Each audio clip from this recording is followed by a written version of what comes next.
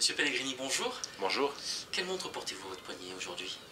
Je porte l'Ebel Sport Classic qu'on est en train de lancer à l'heure actuelle sur les marchés internationaux. C'est la nouvelle création de chez Ebel qui est finalement notre icône, lancée en 1977 pour la première fois. Et on relance cette icône redessinée, mise au goût du jour, mais en gardant, je dirais, l'ADN de la pièce, qui est aussi l'ADN d'Ebel, parce que cette pièce est vraiment notre icône. Et qu'est-ce qui a évolué donc, depuis la date de la création de cette pièce? Donc, pas mal de choses qui ne sont pas forcément visibles au premier coup d'œil, mais déjà l'ouverture est beaucoup plus grande, l'emboîtage ne se fait plus par le dessus comme se faisait sur la première pièce qui était une boîte monocoque. L'emboîtage se fait par l'arrière, mais je dirais ce qui nous a permis d'avoir une ouverture qui est beaucoup plus grande comparée à la pièce originale. Et je dirais qu'une des choses, la force de cette pièce, c'est ce bracelet vague qui est vraiment l'emblème d'Ebel. Et on a réussi à avoir une parfaite intégration entre notre fameuse boîte hexagonale avec ses vis et le premier maillon du bracelet que vous voyez là. Donc il y a un chanfrein poli qui vient souligner cette forme hexagonale qui finit ici en étant le premier maillon du bracelet. Ensuite, les 5 premiers maillons du bracelet se rétrécissent et deviennent de plus en plus minces. Donc il y a vraiment eu un effort, ce qui aujourd'hui avec la technologie d'aujourd'hui nous permet d'avoir, c'est d'avoir un effort sur l'intégration en boîte de bracelet qui est absolument parfaite. Ensuite, on est venu mettre notre double E, notre Kissing E, qui est notre logo sur la couronne, et on s'est permis aussi d'améliorer le fermoir joaillerie qui est utilisé en 1977 avec cette ouverture automatique par des poussoirs et cette sécurité ici. Et comme vous pouvez le voir, la signature, le double E d'Ebel se retrouve aussi sur ce magnifique fermoir. Ça fait quelques années maintenant que vous êtes dans l'horlogerie. Quelle est votre plus belle réussite horlogère? Ben, je dirais que c'est celle-ci. Celle-ci est vraiment... je suis vraiment fier et honoré d'avoir remis au goût du jour un emblème de la marque Ebel, mais surtout un emblème de l'industrie horlogère, et un emblème qui est fait par un bracelet. C'est une chose assez unique. Souvent, les icônes horlogères sont faites plutôt par un cadran, par une boîte de montre. Celle-ci, elle est faite, cette icône qui est la Sport Classic, qui a lancé le segment Sport Chic dans les années 70, est reconnaissable par ce bracelet, qui est tellement confortable et tellement versatile qu'il peut être très bien porté avec un complet comme je suis habillé aujourd'hui, mais Yannick Noah a gagné Roland Garros avec dans les années 80. C'est vraiment une pièce day to night, comme on dit en anglais. D'accord. Et au niveau de l'horlogerie, justement, puisque c'est quelque chose, c'est un secteur que vous connaissez bien, est-ce qu'il y a une complication horlogère que vous préférez par rapport à l'ensemble de ces complications? Alors je dirais tout simplement un calendrier annuel, enfin tout simplement entre parenthèses, mais entre guillemets je voulais dire, calendrier annuel parce que rien ne m'embête le plus de changer la date sur une montre. Et le calendrier me permet d'avoir une montre pendant toute l'année, ou quand je la prends sur mon remontoir, qui fonctionne et qui est directement à la bonne date. Donc l'horlogerie, j'imagine, de toute façon, comme beaucoup de personnes qui travaillent dans ce secteur, c'est une passion.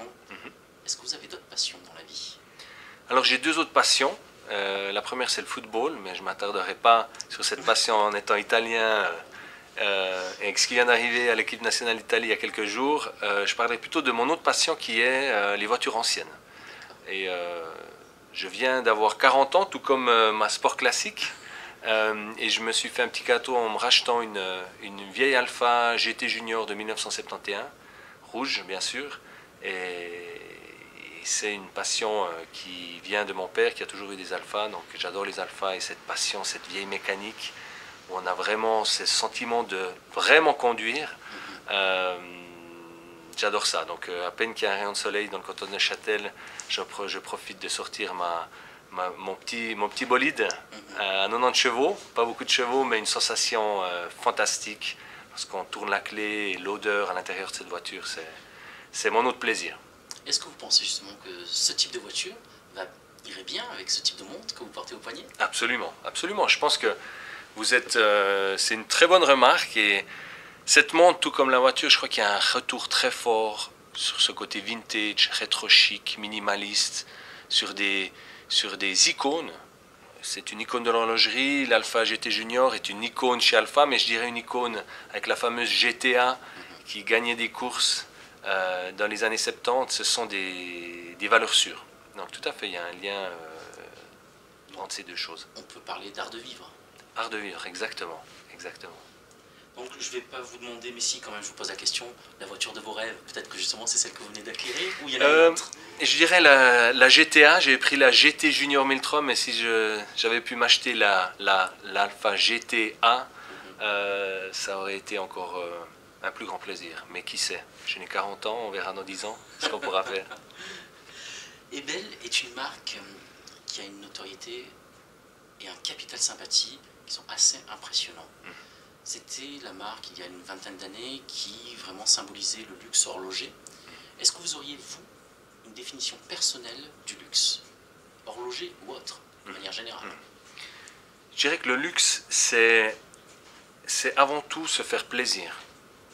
Et je crois que dans ces années-là, dans les années folles d'Ebel, si je peux me permettre, Ebel faisait plaisir à ses clients à travers différents événements qui se passaient à la Villa Turque ou sur notre yacht Beluga. C'était se faire plaisir.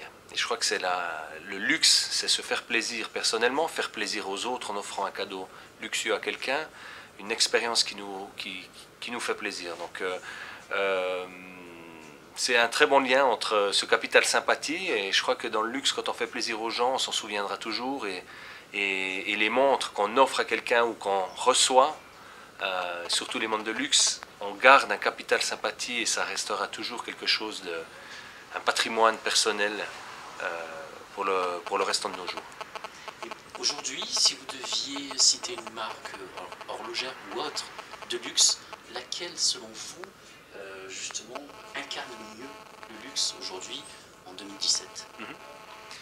Alors, je vais quand même oser parler d'un concurrent, ou même deux, dans différents styles, mais je pense que la marque qui pour moi incarne le mieux le luxe, c'est quand même Rolex. Parce que Rolex a tellement a tellement une vision long terme qui c'est aussi lié au luxe, de ne pas se mettre une pression court terme de faire des produits vides, de venir avec l'innovation. Rolex pense toujours au long terme, a toujours les mêmes produits, des produits emblématiques qui sont là, qui n'ont pas forcément beaucoup évolué. Il n'y a pas cette course en avant vers la nouveauté, venir avec des nouveaux calibres, des nouvelles complications. Et surtout, il y a un aspect qualitatif chez Rolex qui est remarquable. Donc, je pense que dans l'industrie horlogère, Rolex reste quand même une référence. Et, comme je le disais avant, faire plaisir, offrir, ils ont quand même réussi à garder une gamme de prix qui est accessible. Donc le ratio entre l'effet de recevoir ou d'avoir une Rolex au poignet et le prix qu'on a investi pour cette montre est vraiment très fort. Est-ce que vous avez un personnage historique ou contemporain qui vous inspire?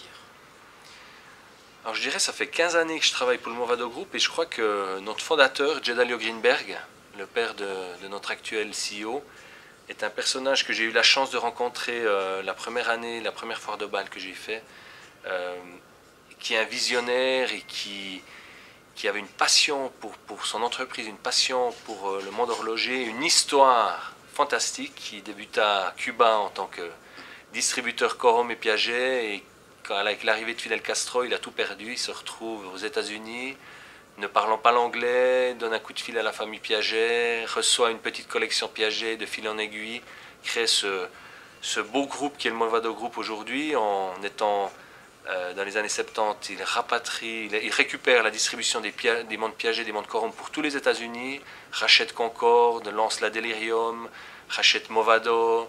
Enfin, il y a toute une histoire derrière ce personnage qui m'inspire beaucoup. Donc, il y a un côté humain, évidemment, donc du coup, vous appréciez certaines qualités humaines. Quelles sont ces qualités que vous appréciez? Alors, la qualité que j'apprécie le plus et que j'essaye d'utiliser tous les jours et de l'enseigner à mes fils, c'est le respect. Je pense que nous sommes sur Terre tous égaux et on doit respecter les autres êtres humains, les animaux et notre Terre. Donc le respect pour moi est la valeur la plus importante. Monsieur Pellegrini, quelle heure est-il? Alors il est exactement 17h17. Merci beaucoup. Merci.